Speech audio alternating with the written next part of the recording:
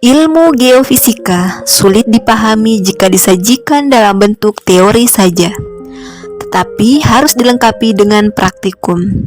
Selama pandemi, praktikum geofisika sulit dilakukan secara langsung, sehingga kami membuat panduan dalam bentuk video praktikum.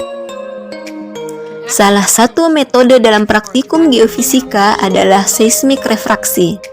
Metode ini memanfaatkan gelombang seismik untuk memperoleh gambaran litologi bawah permukaan yang dangkal.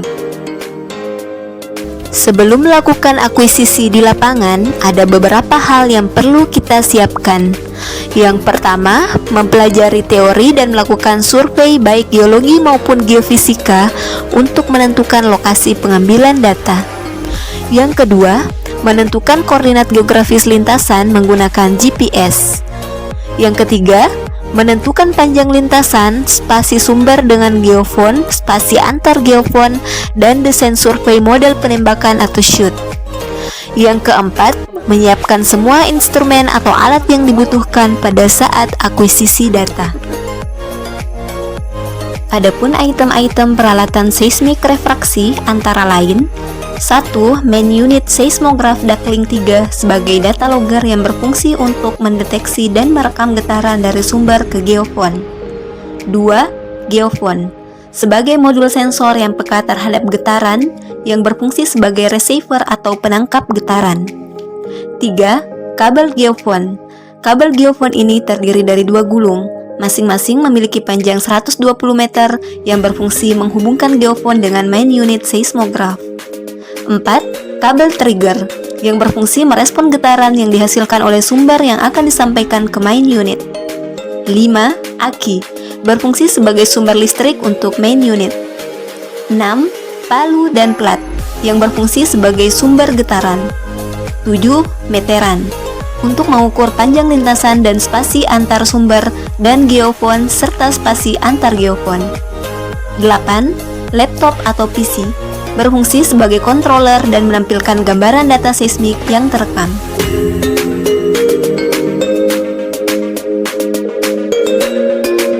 Selanjutnya, tahapan akuisisi seismik refraksi.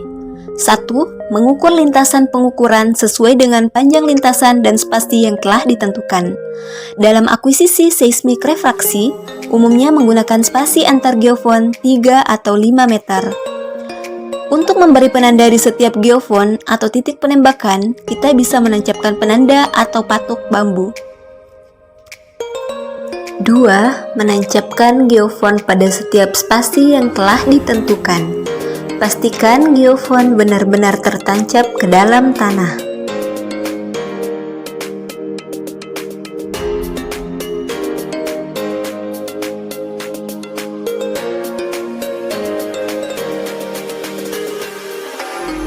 3. Menghubungkan kabel geofon dengan kabel lintasan. Satu gulungan kabel dihubungkan dengan geofon 1 sampai 12. Satu gulungan lagi dihubungkan dengan geofon 13 sampai 24.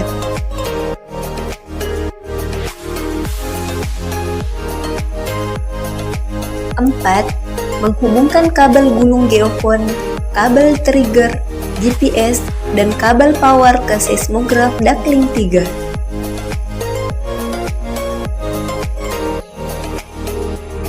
5. Menghubungkan kabel Ethernet antara seismograf Duckling 3 dengan laptop.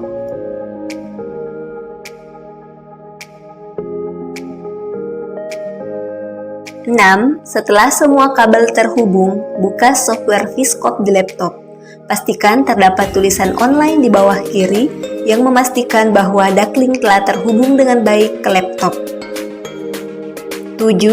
Mengatur alamat IP antara seismograf Duckling 3 dengan laptop.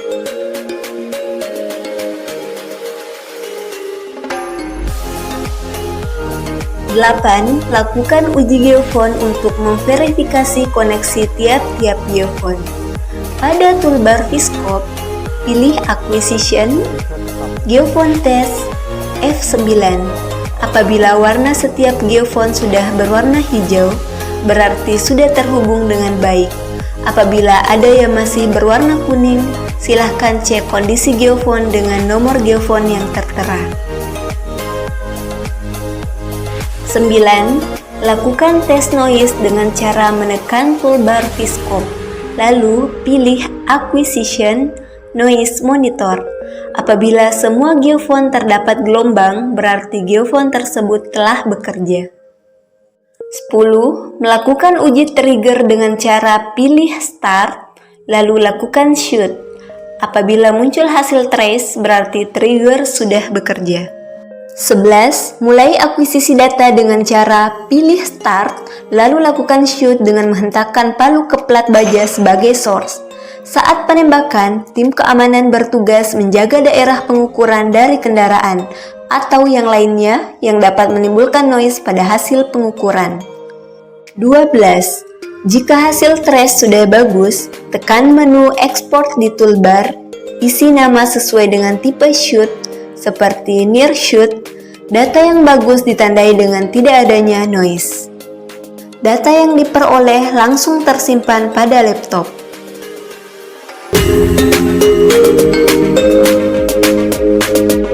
Selanjutnya, tahapan processing data dengan mengikuti buku panduan yang telah dibuat. Tahapan processing atau pengolahan data merupakan suatu tahap merubah data primer menjadi suatu data yang dapat menggambarkan kondisi bawah permukaan dengan menggunakan bantuan perangkat lunak atau software. Pengolahan data dilakukan dengan mengolah data dalam bentuk SegWit atau Seg2, lalu menggunakan software Refrag 3.26 dan Surfer. Adapun langkah-langkah pengolahan data seismik refraksi yaitu: pertama, menjalankan software Refrag, pilih file atau new file, kemudian buat nama file menjadi enjepl3 dan klik save.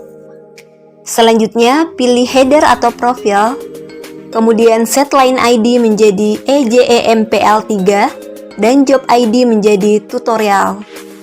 Selanjutnya, set instrumen menjadi Duckling 3 seismograph dan stasiun spacing menjadi 5 meter. Tekan enter dan confirm the prompt.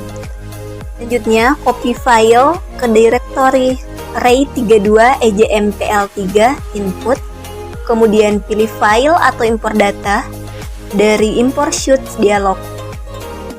Selanjutnya, set import data tipe menjadi Seg2, kemudian klik tombol import shoot. Isi shoot pos 0.0, 3.5, 6.5, 9.5 sampai 20.0 untuk masing-masing shot 1 sampai 9. Klik tombol read untuk masing-masing shot. Selanjutnya, klik trace, kemudian pilih shot gather. Tahapan selanjutnya, beri pick first break pada masing-masing shot. Kemudian, klik refraktor hingga muncul grafik sebelah kanan. Selanjutnya, klik smooth invert atau with 1D gradient initial model dan confirm prompts.